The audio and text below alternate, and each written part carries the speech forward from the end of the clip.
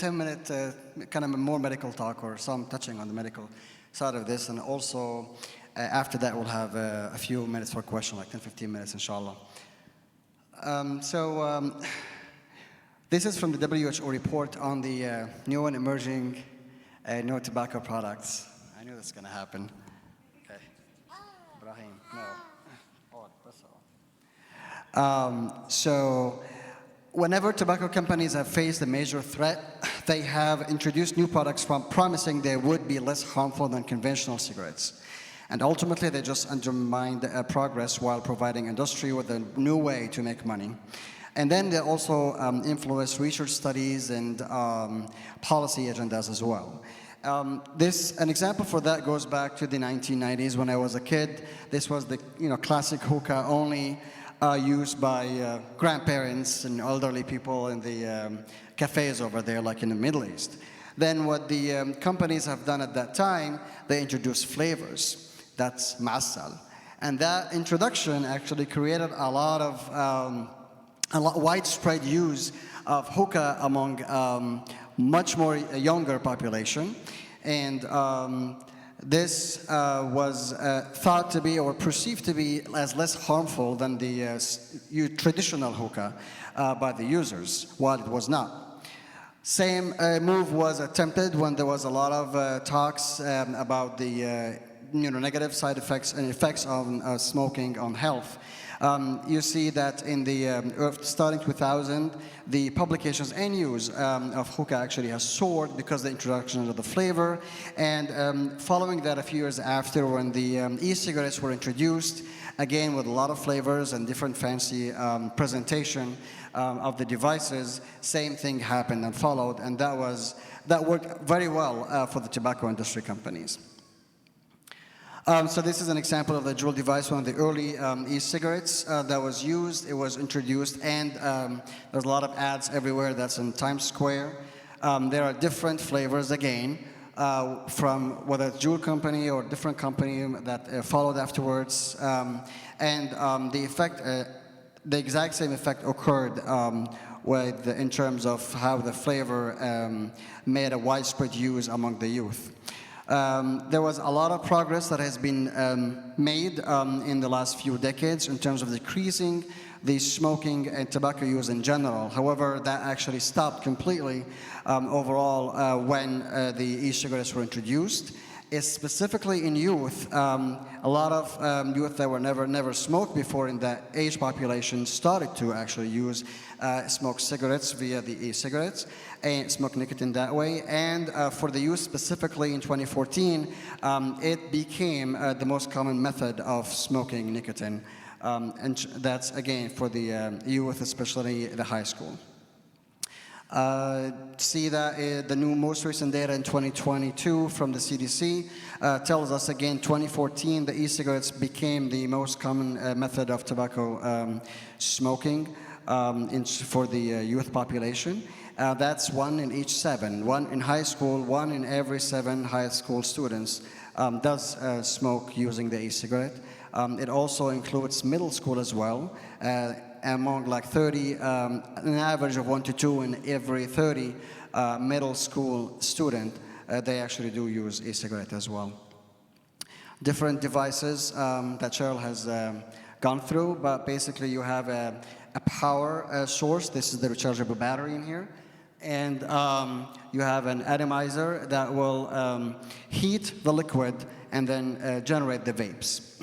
The liquid contains a few components. There's the solvent, and the solvent can be either or, propylene glycol or glycerin.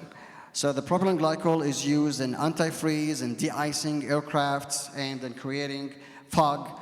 And the glycerin is used in hair conditioner, in skin products, etc., even in some laxative suppositories. Now, while these are basically thought to be safe when consumed, they are not or never studied when inhaled. So the fact that they are FDA approved to be used as additives to the dietary and then preparation of food. They were never tested in terms of inhalation, and there's a big difference in the possibility of creating damage to the lungs and to the body that yet to be shown. Furthermore, you take those solvent chemicals and then you heat them. This heating process will create reactions, and the chemical reaction will create many known toxins. That's different forms of aldehydes, and then heavy metals, etc., that Cheryl has went over as well. And these are known toxins and then cause damage to the body. The second important component is the psychoactive substance, whether that is the nicotine or the THC, CBD, etc. Now, the most form of cells are basically the nicotine ones. So very rarely you have somebody buying the e-cigarettes that are nicotine-free and THC-free. And that's just in itself is a proof that it's being addictive. The e-cigarette nicotine is very highly addictive, and it can surpass the amount of nicotine that is found in the regular cigarettes, the combustible cigarettes. And you can see here it was calculated that 1 part of joule 0.5 is equal in amount of nicotine it has to 1 pack of regular cigarettes. Nicotine itself is known to have side effects on the body in terms of high risk for blood clots, affecting the artery, causing arterial disease, seizure, peptic ulcer, some irregularity in the heart rhythm, and also triggering spasm in the airways. Now, there are many more chemicals that are not regulated and can be found. They were screened in a study in 2021, and they found about 350 different chemicals in different products of the e-cigarettes. And then again, these are not regulated, and that's why you can see different chemicals depending on the source and the contamination as well. Finally, you have the flavors again. The flavoring chemicals are about 400 different chemicals, and they together can combine create more than 16,000 distinct flavors. And this picture I took yesterday from a local shop that I went to for the first time ever, just because I'm working with this presentation. And I asked for his permission to get this picture. There's like hundreds of different flavors. And again, while these could potentially be safe in the edible and added to the diet, they were never tested when it comes to inhalation or when they are heated and then enter a chemical reaction and then you inhale the byproducts. This is one big reason why youth and young population are attracted to the e-cigarettes. An example of this, again, the fact that something is healthy when you consume it by food or add it to the diet, but not so when you inhale it, is the pandemic and outbreak that happened in 2019. That's the E-Valley. That's e-cigarette vaping associated acute lung injury. Then 2019, right before COVID pandemic, we had so many cases in the US especially, and deaths because of e-cigarette vaping. It turned out that most of the cases were associated with vitamin E, which is again something safe, but not safe apparently to inhale. That caused about 3,000 hospitalizations, 68 deaths in the United States, affected many states here. And we do still see cases of that even after the vitamin E acetate was eliminated from the e-cigarettes, which again tells us there are some inflammation changes that can occur in the lung and sometimes can be life-threatening.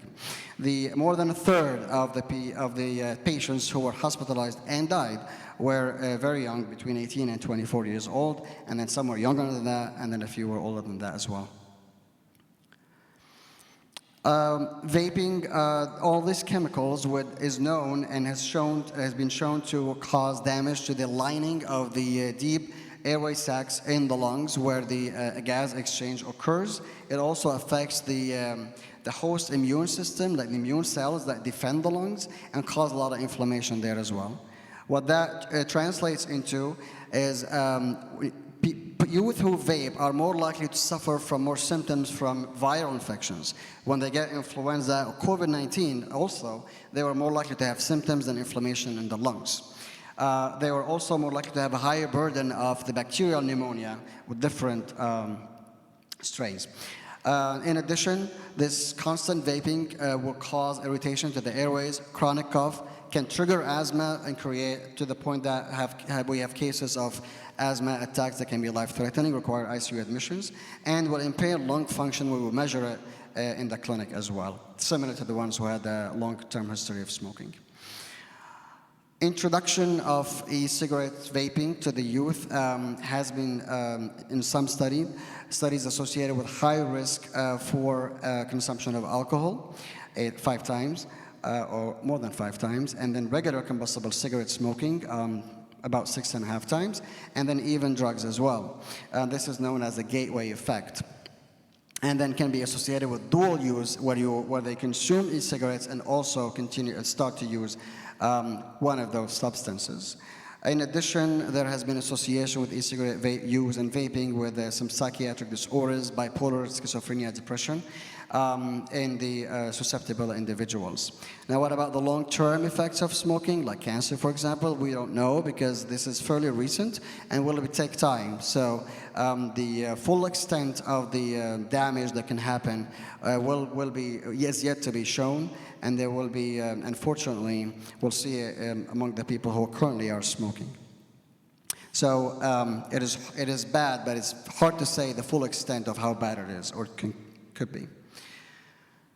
Now, to quit, the e-cigarette itself was introduced as a way to quit smoking, but then turned out people who did quit smoking just switched and then started smoking the e-cigarettes.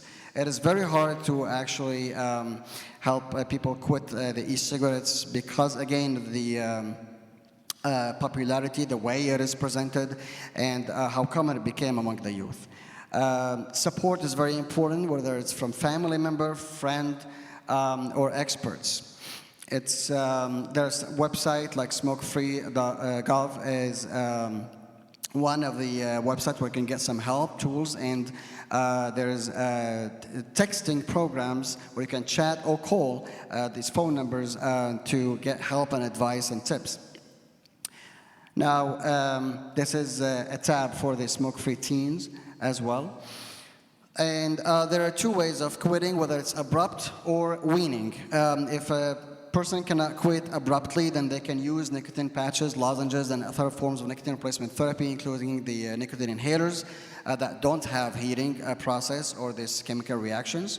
But if you're able to quit cold turkey, then this is definitely definitely helpful. Tell a friend that you're quitting. That would be very helpful. Tell your friends in general that you're quitting. So maybe they can only vape during breaks as opposed to continue to vape throughout the day, and then you can move to a different location when they are having these breaks and vape. Avoid triggers and occasions associated with vaping, and then prepare for withdrawal. Withdrawal is true and it will happen, and it can be painful. So get ready for the withdrawal. So maybe choose a weekend dedicated for quitting, and then going over the symptoms. Keep yourself busy. Watch a movie. Watch TV. Get some snacks. Go to the gym, and just occupy yourself with activities for the few days that you're going to go through the withdrawal, especially if you're going to do it the cold turkey. And utilize support. You can quit with a friend, and then you can basically encourage each other, and then inform your family. They will be supportive, and that will increase your chances of successful quitting. So again, engage also with friends and coworkers and family members that do not smoke, especially for the time that you're trying to go through the quitting process. So I guess that concludes my presentation, and then we have a few minutes for questions.